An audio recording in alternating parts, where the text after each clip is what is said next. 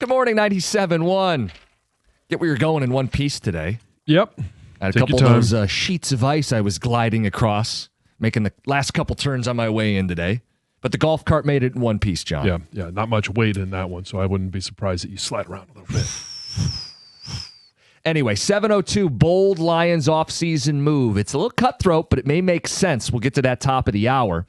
John, got some text to read from the opening couple segments of the show, and then, we're going to get into this college football, the brand new college football world that we're entering in. Text says, guys, you're wrong. Michigan and Michigan State only play once this year. Adam in Lansing. Oh, well, that's interesting because, Adam, you are correct. They only play once in East Lansing, and they only play once in Ann Arbor. And the reason I know that is because they actually, there's this thing called Google. Oh. And you're able to look up schedules. You can go to mgoblue.com. You can go to the Spartan website. You can go to any of the major sports networks websites that they post these things called schedules. And as we look at this, so I actually have ESPN up, but I wanted to make sure, as we're talking about facts, not opinions, that I double down and fact check. So I did go to ESPN. I went to the Spartans website. I also went to Michigan's website. And in fact, they play twice this year during the regular season. They could play a third time in the Big Ten championship tournament. They could play a fourth time in this thing called March Madness, the NCAA tournament. Landed on pretty thick. Yeah. Like I think it's funny. We screw stuff up, and the texts are the first to correct us. Well, you can disagree and call us out on opinions, but when we're talking about a very simple fact. No, but sometimes we're not perfect. Sometimes you screw up a fact, and they are very quick to correct us, which is fine. But if you're going to correct us, might I make one simple suggestion? Yeah. You make sure you're right. Yeah. Google it yourself. They play at the end of this month, and they're going to play early in March. Later this month is at the Breslin Center, and in March they're going to play in Ann Arbor. Anyway, some other text coming in. We mentioned the Scooble situation. Boris claims, hey, we're open to negotiating. Guys, is Boris more of a villain in this town than Ben Jansen? Yes. I believe so. Especially with the way that at the owners' meetings when he was making his stupid rhymes. Dr. Seussian rhymes? Yeah. I mean, everybody got annoyed. And now they're just mad because they feel like he's holding the Tigers. And that's business. Yeah. But it feels like he's holding the fan base hostage. So I find him to be annoying, but I also find him to be very good at his job. And while... But same with Ben Jansen.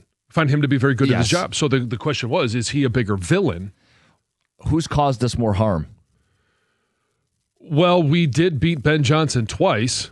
Now they won the division and we're in the postseason. And if Boris helps orchestrate Scooble's exit, that probably does us more harm. Yeah.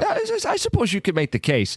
Like when I look at the situation, I don't want to be overly harsh about the Tigers. Some of this is the backdrop of they just haven't done anything this offseason, so I'm kind of predisposed to being angry at them. And then I watch Boris make smart points. Hey, stop trying to use 2015 as your precedent. Stop trying to buy a house in $2015 or buy a car with $2015. And I'm like, damn it, I hate Boris, but I think the guy's making good points. Sure, I just hate the game that he's playing by playing it out in the media, and that's part of it. But, hey, not answering the phone, not negotiating before you file for arbitration, and then coming back and saying, well, we're still open for negotiations. Anyway, all right, we're going to move on. You can send texts about everything we talk about, 248-539-9797. John, you have had an eye on Friday because it is potentially altering the landscape of college football yet again. Yeah, and we've had now 2 years of a 12-team playoff, which I think year 2 went better than year 1, and that was because there was no auto seeding. And so they made it, 12 teams the first year, let's see how it plays. Okay, we want to tweak it. So let's go 12 without the auto seed. And the only thing that I don't like about this year's 12-team playoffs was obviously Tulane and who was the other one? JMU. Yes. The fact that they got in. I think it should just be, hey, the top 12 teams get in. I don't care if there's a seat at the table for, the group of 5. Now they want to talk about expanding it to 16 teams. The big holdup isn't, I think there is consensus that everybody, the decision makers, want to expand it and go to at least 16. The Big Ten is being reported that they're okay with going to 16 as early as this coming year, but within 3 years, they want it to be 24. And 24 teams would then remove the championship games for the conferences. Now, it seems like a semantic battle to me because right now, if you have 16 teams and you play those conference championship games, in essence, you have 24 teams. Not necessarily. Because of the 4 power conferences playing 8 teams, you add 8 to 16, you have 24 teams. Now, the caveat is those 8 teams are probably going to be a part of the 16. Yeah, so it's not 16, it's not 24 different programs if you stay at 16 and keep the championship games. But if you're going, and so I'm not trying to make an argument for 24, I'm just making the argument that if you play those 4 games for the Power 4 Conference Championship games, and then those teams automatically get rolled into the 16, do we really want to see those matchups again? Do the losers belong? We don't. Look, it's messy. I hope they can't come to a consensus on Friday because it means we stay at 12. Right. I don't want to go to 16. 16 feels inevitable. The perk with 16 is maybe you could do home sites and there's no buys. Yes. And then everybody gets, the top teams would all get their home game on campus because I think college football is awesome on these campuses. 24 is so grotesque. It is, but it does answer like who's being my left out? issue of I don't like Tulane, JMU being in if they're not ranked in the top 12. Now, could both of those teams or more from the group of 5 be ranked in the top 24? Probably. Certainly. Yeah. But again, do we really want to see those teams play? Well, they're going to get in a 24-team field, and they might get in a 16-team field, even if it's just straight ranking 1 through 16. Yeah. And I'm fine if that's the tweak they want to make. There's all kinds of tweaks you can make. What I'm just a little irked by is, who is this for? Who is expanding to 16 for? Who would be going to 24? Who is that for? Because who's being left out right now that we feel bad for? USC.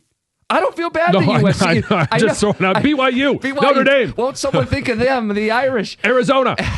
No one is currently being left out that you feel like, damn, they would have won the national title if only they got in.